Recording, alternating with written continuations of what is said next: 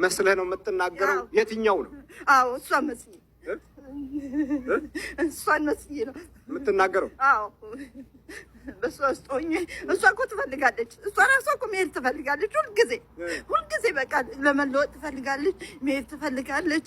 እሷ ግን ምንም በቃ አሁን እሱ ልጆቹን ይዞ ጸሎት ቤት ሲገባ እሷን ደግሞ ይዤ ወደ ኮምፒውተር በቃ ኢንተርኔት ዘፈን ያለው ድራማ አሳያታለሁ። ምንም አታደርገዋለሁ።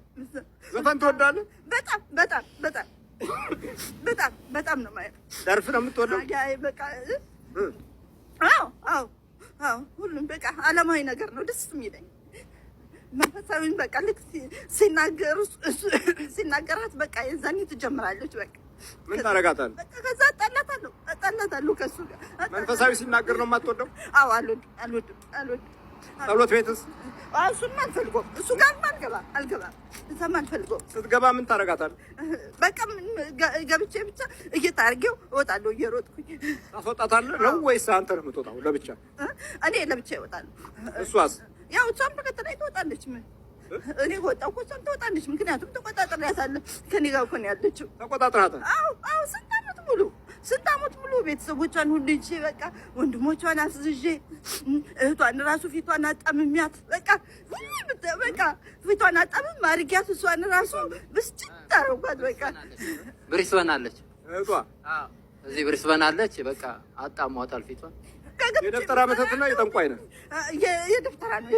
የደብተራ ነው። ብዙ እርም ነገር ስላለብን በመንፈሳዊ ሕይወት አናድግም። እርሙ ከዚህ ከመተት አሰራር ጀምሮ እስከ መዋረስ ድረስ ነው ያለው አደጋ።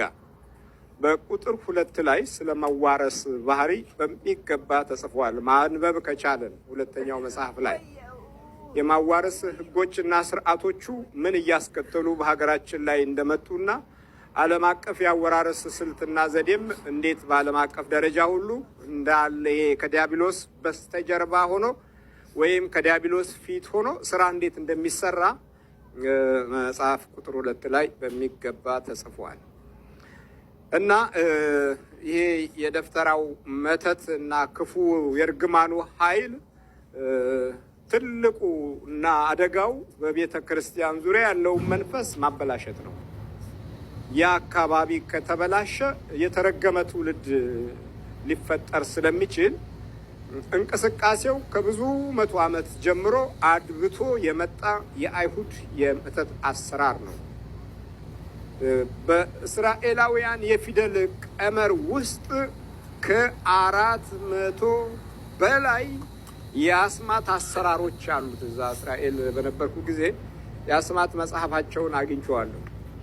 እያንዳንዱ ፊደል ለብዙ ስራ የሚጠቀሙበት ኃይል ነው። ለምን? ፊደሉ ራሱ የእግዚአብሔር ስጦታ ስለነበረ ዲያብሎስ በዚህ በፊደሉ በኩል በፍጥነት ተጠርቶ አገልጋይ መሆን እንደሚችል የአይሁዶቹ አስተምህሮት በሚገባ በአሁኑ ዘመንም እየተጠቀሙበት ነው።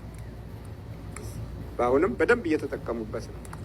የትኛውም ዓለም ያሉ አይሁዶች ይህን የተደበቀ የካባላ ሚስጥር ስራ ላይ ያውሉታል። ካባላ 2 ካባላዎች አሉ። አንደኛው ካባላ ብሉይ ኪዳንን ሙሉ በሙሉ ከነ ሕጉ ቶራውን መቀበል ነው።